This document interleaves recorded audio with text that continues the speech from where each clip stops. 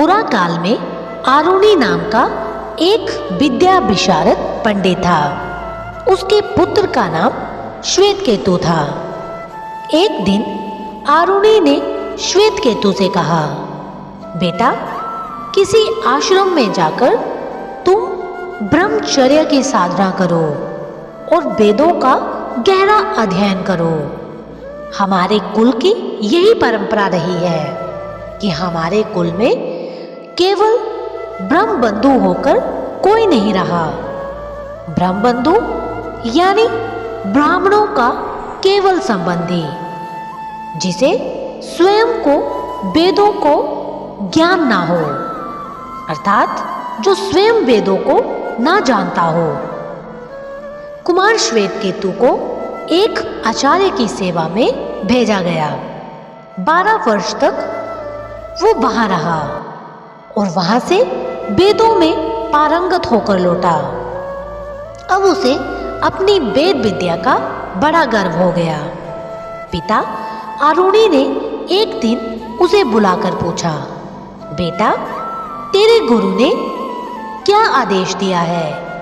क्या तुम्हें वो रहस्य भी बतलाया है जिससे सारा अविज्ञात विज्ञात हो जाए? श्वेतकेतु वो नहीं जानता था। ये सुनकर वो स्तब्ध रह गया। नम्रता पूर्वक पिता से पूछा, ऐसा वो आदेश क्या है? मेरे आचार्य ने तो उसे नहीं बतलाया। तब आरुणि उस रहस्य पर प्रवचन करने लगा। प्रारंभ में केवल सत था, केवल एक अद्वितीय।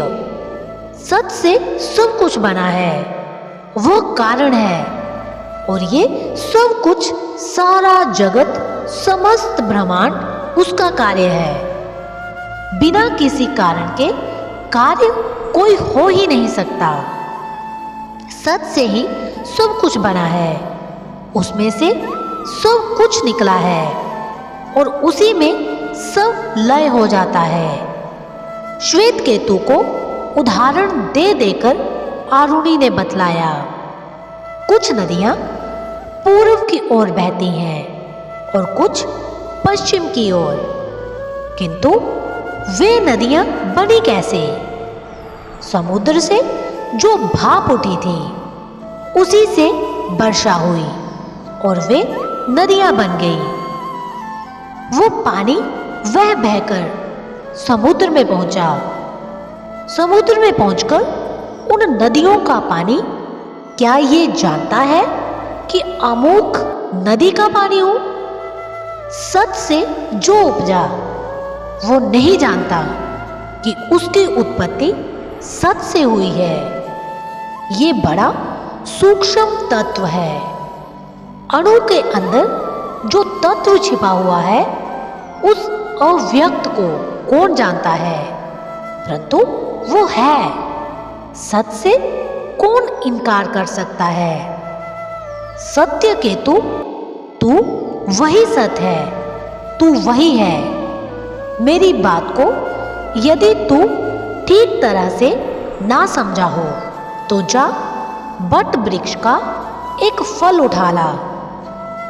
श्वेतकेतु फल उठा लाया। पिता के कहने से उसने उसे तोड़ दिया। उसके अंदर उसने बहुत सारे छोटे छोटे दाने देखे। फिर एक दाने को भी तोड़ा। क्या देखता है श्वेतकेतु इस तोड़े हुए दाने के अंदर? कुछ भी तो नहीं दिख रहा इसके अंदर। पिताजी, श्वेतकेतु ने कहा, इसके अंदर से ही तो वत्स ये इतना विशाल बट वृक्ष खड़ा हो जाता है। हाँ, जिसके अंदर कुछ भी नहीं दिखता है। इस कुछ नहीं में ही सब कुछ समाया हुआ है, पर वो दिख नहीं रहा। अत्यंत सूक्ष्म है वो।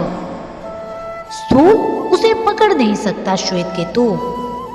एक कटोरी में आज रात को पानी भर देना और उसमें नमक की एक डली डाल देना।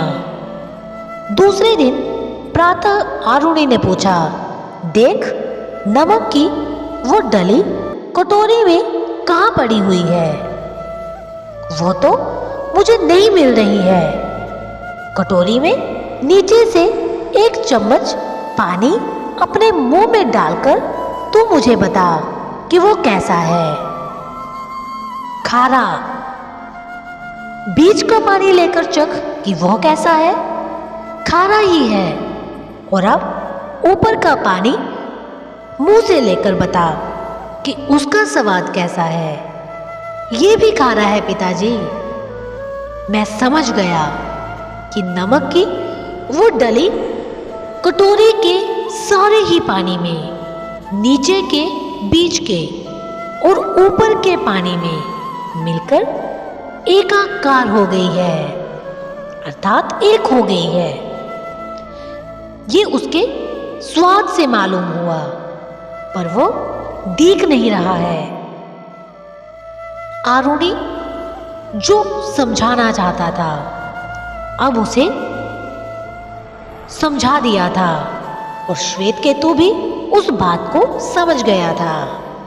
नमक की डली नष्ट नहीं हुई थी, वो जैसी थी अब भी वैसी ही थी। इस प्रकार सत्य जिससे ये सब कुछ बना है देखने में नहीं आ रहा है, पर वो कौन कहेगा कि वो है ही नहीं। श्वेतकेतु, मुझे आनंद हुआ कि तूने उस आदेश को, सत्य के उस रहस्य को समझ लिया और प्रत्यक्ष देख भी लिया।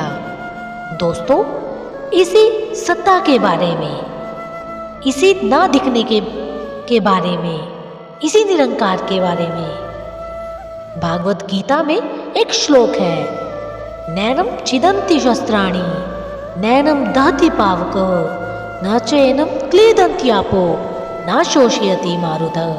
अर्थात इस निरंकार प्रभु को न शस्त्र काट सकता है, न अग्नि जला सकती है, न पानी भिगो सकता है और न ही हवा उड़ा सकती है।